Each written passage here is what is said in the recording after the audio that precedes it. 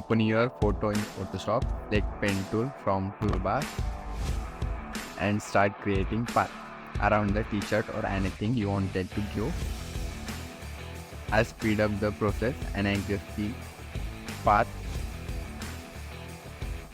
After that, set its stroke and width and color as you like. I will pick soft red color with 8 pixel width. After that, just double click here and it will open layer style panel. Select outer block and pick color red.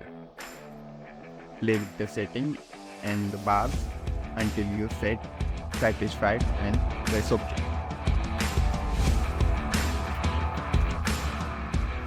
Then duplicate the layer and change blending mode to overlay.